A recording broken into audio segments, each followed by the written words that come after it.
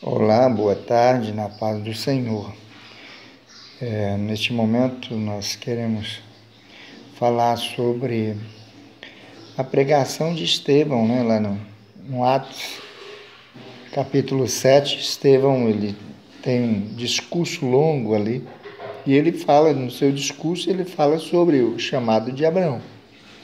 Deus chamou Abraão ainda na Mesopotâmia, ainda lá em Ur dos Caldeus. Abraão no meio de uma família idólatra. E Deus chama Abraão. E nós vemos que Abraão, ele demora, né? Então você vê que Deus chamou Abraão bem novo ali. E Abraão, é aquela questão, às vezes a gente quer prolongar demais o ministério da gente, ou a gente quer acelerar demais e adiantar demais. A gente tem que ter o meio termo aí, tá? Certo cuidado. Abraão ficou meio assim, e o pai de Abraão parece que preocupa. Dá-me a entender que o pai de Abraão sentiu algo de Deus ali, viu que Deus falou realmente com o menino, com o filho, e aquela idolatria toda, e então ele acredita, no chamado de Abraão, seu filho, e ele pega Abraão e Sarai e Ló, seu sobrinho, e vamos sair daqui então, Deus falou com Abraão, Deus falou com o filho, mas o pai toma a decisão e sai. Mas eles param em Harã. Você vê que eles habitam em Harã por um espaço de tempo, um longo tempo, eles moram em Harã. Harã é lugar de interrupção. Olha o ministério de Abraão, o chamado de Abraão é meio interrompido aí. Não é porque Deus chamou Abraão. O chamado de Deus é para a pessoa que foi chamada. Então, tem obreiro que ele é chamado para a obra, ou mudar de campo, de região, e ele quer levar a comitiva toda, o ministério todo com ele. Então, o chamado, cada um tem o seu chamado. E Abraão fica ali, você vê que esse espaço de tempo, você não vê Deus falando com Abraão. Você não vê. Tem interrupção ali, certo? Então, fez-se necessário o pai de Abraão morrer. Quando o pai de Abraão morre, Abraão, então Deus fala com Abraão ali depois da morte do pai. Você vê que tem hora que é preciso algo na gente morrer para a gente poder obedecer à voz do Senhor, para a gente, parece que tem causa, tem coisa, tem algo que interrompe o chamado da gente, a caminhada da gente, precisa de Deus fazer alguma coisa, entendeu? Lá na questão lá de Isaías, lá, no ano que morreu o rei Uzias, eu vi o Senhor, olha para você ver, Ele estava tão envolvido com as coisas, do rei, com aquela coisa toda, aquela regalia toda, E só olhava para os outros, só apontava para os outros. Daí, quando Deus fala com ele fala assim, ai de mim, certo?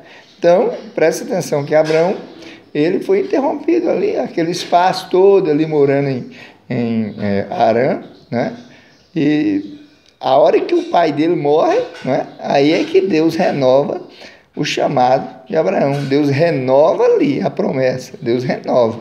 No capítulo 12, de Gênesis, Deus chama Abraão. E eles fazem da forma que eu disse. O pai pega Abraão pela mão, a esposa de Abraão e tal, e eles seguem. Mas eles param em Harã, porque o chamado era de Abraão, não era para o pai, não era para a família. O negócio era que Deus queria que Abraão saísse da sua terra, do meio da sua parentela, da sua família. Tá? Mas aí quando o pai de Abraão morre, Deus renova a promessa com Abraão ali, o chamado e a promessa com Abraão ali. Mas Abraão continua levando Ló, sai arrastando Ló. E o gado aumenta muito, a riqueza aumenta. Os pastores de Ló e de Abraão começam a brigar. Um ponto aí que nós precisamos observar. Quando, às vezes, nem sempre, a confusão, o problema surgem no meio do rebanho. Quando o problema surge no meio do rebanho, às vezes se torna mais fácil para o pastor conciliar a coisa, resolver o problema e tal. Mas e quando surge no meio dos pastores? né? O problema ali surgiu do meio dos pastores. Toda a vida, os problemas começam lá no meio dos pastores grandes, certo? Então, precisamos ter muito cuidado. E por que não falar lá no Atos dos Apóstolos, de Paulo com Barnabé e Marcos? Por que houve um problema ali, não é? No meio deles lá, no meio deles. A confusão lá por causa de Marcos. Às vezes nós queremos, arrumamos problemas, nós mesmos, nós arrumamos os problemas. Então, precisamos observar isso aí. Mas aí Abraão fala assim, ó, chegou o fim da coisa, não dá mais, agora você toma seu rumo. Se você tem direito de escolher, se for para a esquerda, eu vou para a direita, se for para a direita, eu vou para a esquerda. E Ló olha para aquelas campinas na beira do Jordão ali, meu filho, ó, Ló olha ali para aquela região ali de Sodoma e Gomorra, e Ló cresce o olhão naquele pasto verdejante, eu quero essa região aqui. Mas Abraão, como Ló escolheu, né, as campinas, Abraão vai para o alto, né, as montanhas, e às vezes é nas montanhas, às vezes é no monte, na montanha, nas dificuldades que Deus fala mais com a gente. E foi lá nas montanhas que Deus enriqueceu Abraão, que Deus abençoou Abraão. E daí Deus continuou sempre renovando, tá, as promessas dele com Abraão. Tem os problemas, mas nós aprendemos, no nosso ministério, nós aprendemos com os erros e os acertos de Abraão. É bom pensar nisso. Nós aprendemos com os erros e os acertos de Abraão. E nós vemos aí, né, que Abraão ele teve os seus altos e baixos, mas Deus nunca ausentou de Abraão. Deus sempre estava falando com Abraão, aconselhando Abraão. Abraão se entristeceu, Abraão ficou triste. Ah, Senhor, mas eu vou ficar assim, sem herdeiro, sem filho, e que não sei o quê, será Eliezer o meu herdeiro? Tal. Deus, não, Abraão, você vai ser pai de uma grande nação. Tá? E prolongou a coisa. Deus prolongou o tempo, tá? Porque Deus opera no impossível. Deus, ele procura mais operar no impossível. E foi bem no impossível, quando Sara estava lá com 90 anos, Abraão com 100 anos, foi que Deus falou para ele, Deus prometeu para ele lá, Abraão com 99 anos, Deus promete para ele o filho daqui a um ano. Se você tiver com 100 anos, né, você vai ser pai.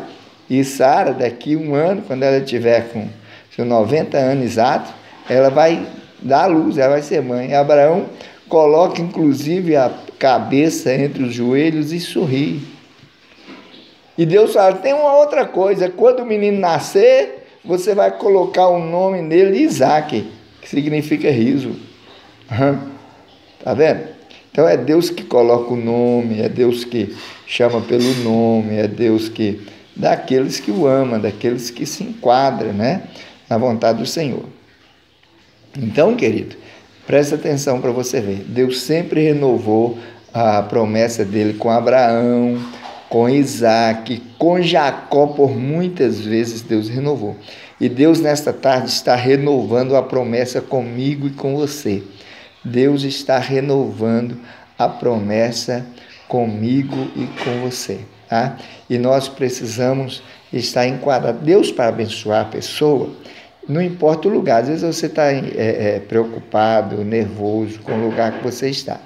Deus, para abençoar a pessoa, ele não precisa escolher lugar, ele abençoa qualquer lugar que estiver, porque tudo pertence a ele.